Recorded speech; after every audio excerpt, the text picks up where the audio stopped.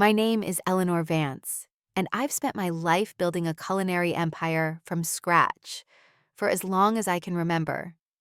Thanksgiving was my mother Patricia's masterpiece, a carefully orchestrated performance of family togetherness this year. The email from her came with a subject line that made my stomach drop. Thanksgiving at our house. I clicked. And the chill was immediate.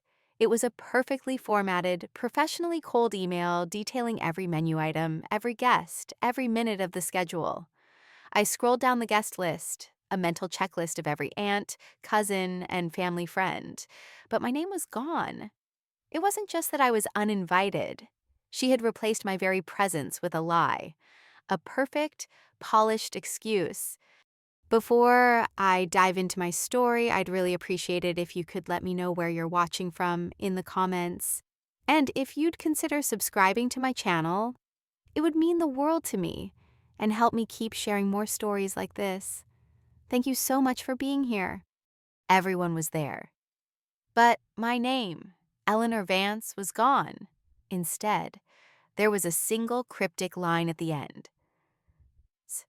Eleanor will not be joining us this year due to her busy schedule. She sends her love. It wasn't just that I was uninvited. It was that she had replaced my very presence with a lie. A perfect, polished excuse. That single sentence felt like a punch to the gut. But it also opened my eyes. It wasn't just about Thanksgiving. It was about a lifetime of this quiet, subtle abuse. Patricia had always seen me as her bank account, not her daughter. Every family vacation she took with my sister, Chloe, and her husband was funded by me. Every emergency she had was solved with my money. But she never wanted me to be part of the picture. To be a member of the family she was so happy to show off. A few days later, a phone call from an unknown number. It was my sister-in-law, Lisa, Michael's sister. Lisa had seen the Thanksgiving email and was shocked. "Eleanor," she said, her voice full of concern. "I saw the email. Your mom invited Michael and me." And she even listed me as Chloe's friend. I was so confused. That's when the truth hit me like a ton of bricks. My mom had not only uninvited me, but had also twisted my identity to others, making me a friend instead of a daughter, to hide the fact that she was ashamed of me, or perhaps ashamed of the life she led with my money. My voice was calm and steady as I thanked her. Her words were a validation of my feelings, a spark that ignited a fire within me. I did not respond to my mother's email. I did not text her or call. I simply did two things. First, I sent a formal notice to my mother, detailing every single loan I had given her over the years, complete with dates and amounts, and a new payment schedule. My message was not filled with rage. It was cold and transactional. A professional message from a CEO to an indebted client. She called me, screaming, calling me heartless, ungrateful. I just listened and then hung up. Second, I organized a free Thanksgiving dinner for my restaurant staff and the homeless community, inviting anyone who wanted to come. My restaurant was filled with the warmth of genuine smiles and laughter, people sharing their stories and their blessings. My Aunt Mary, who had been confused by my absence, came to my restaurant on Thanksgiving morning to confront me. But when she saw what I was doing, she broke down in tears and hugged me. "You are the best of us, Eleanor," she said, her voice thick with emotion. I just smiled, a quiet, knowing smile. The next morning, I received a text from my sister, Chloe, a single picture.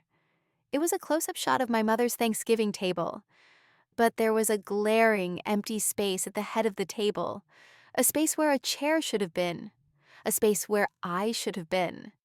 The family was eating, laughing, but the empty space was a silent accusation, a void that could not be filled. The text message from Chloe said, "Mom keeps looking at this empty chair. She's been staring at it for an hour. No one knows what to do." My mom had tried to erase me, but my absence was louder than my presence could ever have been. My Aunt Mary, who had just left my restaurant, sent me a message. "I just spoke with your mother's friend. She told me your mom keeps bringing up your restaurant. She says it's because she's so proud of you." But she told me that your mother is trying to claim your restaurant as a family business for tax purposes. My mom was trying to get a tax break on my success, and the empty seat at the table was the cost of her quiet, self-serving betrayal. I did not respond to Chloe or my mother. I just went on with my life. The next week, my mother showed up at my restaurant, furious, yelling about the loan repayment and my legal action. I didn't say a word. I just called my lawyer. He showed her the official documents, the deeds, the legal filings. The restaurant was legally mine. The building was legally mine. Every piece of paper confirmed it. My mom's face went white. She had always assumed she could just claim a piece of my success, but she didn't know that I had legally made everything mine and only mine. She had uninvited me from her family, but she didn't realize that in doing so. She was losing her connection to my success, my achievements, my wealth. She had tried to erase me, but she couldn't erase what I had built. She left without a word. I didn't get an apology. I didn't get an explanation. I didn't need one. My victory was not in her apology, but in my silence. My peace was in knowing that the people who hurt me couldn't take anything from me anymore. The best revenge is living a life so beautiful and so full of purpose that the people who hurt you can only watch from the outside. Extending the narrative. My mother's public facade was cracking, and it was a slow, satisfying process to witness. The silence from my end was a foreign concept to her, a weapon she didn't know how to fight. For years, her power had been built on my need for her approval, my desperate desire to be a part of the family she so carefully curated. But when I pulled back, she had no leverage. She tried to enlist my sister, Chloe, to mediate, but Chloe, caught in the middle, simply grew quieter. Chloe, who had always looked to our mother for guidance, was now seeing a different side of her, a raw, ugly side that was desperate and manipulative. I learned from Aunt Mary that my mother had started a new round of phone calls to her friends. Only this time, the narrative was different. She was no longer just the proud mother of a successful chef. Now she was the victim. My daughter, Eleanor, has turned against me, I overheard her say in a shaky voice on a call Mary had put on speakerphone by accident. She's trying to ruin me after all I've done for her. The pity party was in full swing, but it was failing.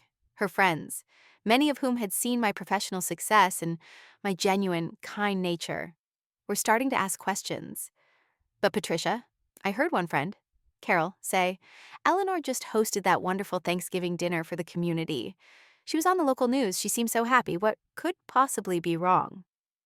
The dissonance in their perception of me versus my mother's new story was her downfall. The lawsuit was a desperate last-ditch effort. My mother had no legal ground, and her lawyer, a sharp, no-nonsense woman, saw through her lies immediately.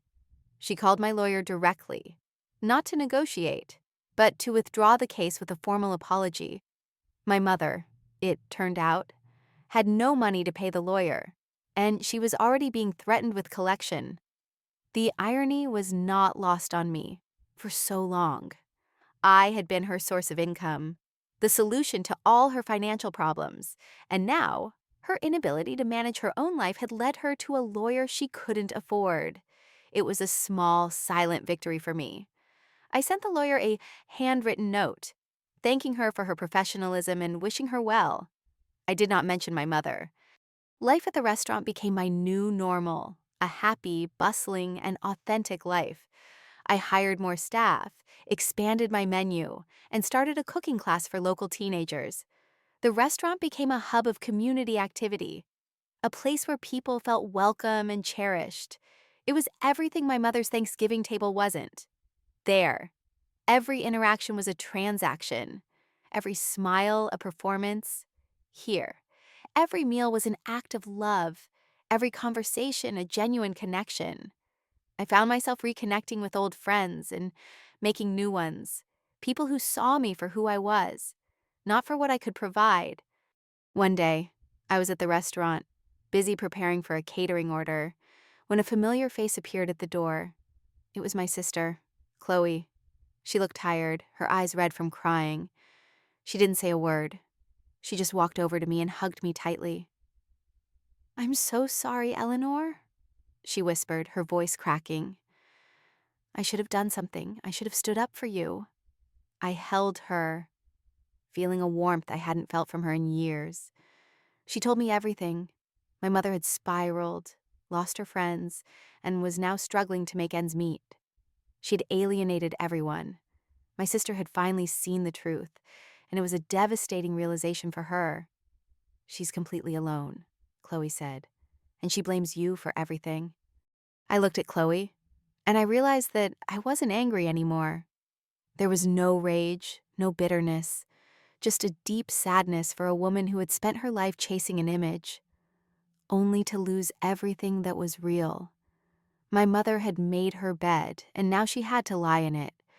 I told Chloe that I forgave her, and that I was happy to see her, but that I could not, would not, go back to the way things were. My life was different now, and it was a life I had built for myself, without my mother's help or manipulation. I told her that if she ever needed a place to stay, or a hot meal, my door was always open, but the line was drawn. It was a boundary I had to establish for my own sanity and well-being. The story was over for me. There was no grand finale, no public confrontation. My mother continued to live in her own reality, a world where she was the victim and I was the villain. Her bitterness was a poison she drank herself, and I was no longer willing to be the cup she drank from. I went on with my life, finding happiness in the small, everyday moments: the smile of a customer enjoying my food, the laughter of my staff, the peace of my own home. I realized that the best revenge was not about getting even, but about rising above. It was about building a life so full of love and purpose that the people who hurt you can only watch from the outside, wondering what they lost. My mother had uninvited me from her Thanksgiving, but she didn't realize that in doing so, she had uninvited herself from my success, my happiness, and my life. And that was a price she could never truly pay. The months that followed my mother's bitter, defeated departure from my restaurant were supposed to be filled with triumph, and in many ways, they were. My business thrived, the community embraced me, and the peace I had craved for so long settled over my life like a soft, warm blanket. Yet, in the quiet moments, a different kind of turmoil began to brew. The silence I had so carefully curated, the distance I had fought to establish, became a space for old memories to surface. I would find myself standing over a sizzling pan, my hands expertly chopping fresh herbs, only to be transported back to a different kitchen, a much smaller kitchen, filled with the aroma of my mother's lemon meringue pie. I saw her, younger then, her hair a darker shade of gold, smiling as she showed me how to fold the egg whites just so. The memory was a ghost, beautiful and painful all at once. It was a stark reminder of a love I had believed in, a bond I had cherished, before the subtle transactional nature of our relationship had poisoned everything. I remembered the way her eyes would light up when I brought home a good report card, the way she would tell all her friends about my brilliant Eleanor. Was that love real, or was it just a performance? A way to showcase her own perceived success through me? The dawning realization that I was a tool, a financial and social asset rather than a beloved daughter, was a brutal and cold truth, but the memory of that younger, seemingly more loving mother held a fierce grip on my heart. I wrestled with it, a constant internal debate that kept me awake at night. Was forgiveness a weakness? Was it a surrender to the abuse, a tacit acceptance that it was all okay? Or was it the only way to truly free myself, not for her sake, but for my own? I was torn between the righteous fury of my revenge and a deep-seated ache for the mother I had lost, or perhaps the mother who never truly existed. Every morning, I would wake up with the same gnawing question: could I ever truly be happy if I carried this baggage? The weight of my resentment was heavy. It was a burden that, for all my success, was starting to feel heavier than any joy. My sister, Chloe, continued to check in on me, her own pain a mirror to mine. She saw our mother's slow, self-inflicted decline, and she was haunted by the sight of it. "She's so lonely, Eleanor," Chloe would say, her voice soft with pity. "She's lost everything." I would listen, my heart a stone in my chest. I had won the battle, but was I truly winning the war? Was this hollow victory worth the cost of my peace? One rainy afternoon, I was sorting through old family photos. I found an album from my childhood. There was a picture of my mother and me at the beach. We were both laughing, soaked from the ocean spray. Her arm was wrapped around me, a genuine, unguarded smile on her face. For a moment, the wall I had built around my heart crumbled. I saw not the manipulative socialite, but the woman who had held me close, the woman who had taught me to swim. And in that moment, I wanted to go to her. I wanted to forgive her, to tell her that despite everything, I still loved her, and that it wasn't too late to start over. But then, my eyes drifted to another photo on the next page. It was a picture of me, standing proudly in front of the small diner where I got my first job as a teenager. My mother was standing next to me, but she was not looking at the camera. She was looking at my boss, her smile not reaching her eyes. I remembered that day. She had spent the entire car ride complaining about my minimum wage, about how it was a waste of my potential, and that she could have gotten me a better job. She saw my small victory not as a triumph for me, but as a missed opportunity for her to leverage her social connections. The memory was like a bucket of ice water. The illusion of a loving mother was shattered once more. It was never about me. It was always about her. It was in that moment, holding those two conflicting photographs, that I made my choice. I was done. I was done with the torment, the back and forth, the hope for a mother who would never exist. Forgiveness was not an option because it would imply a mutual journey, a shared understanding. And my mother was not capable of that.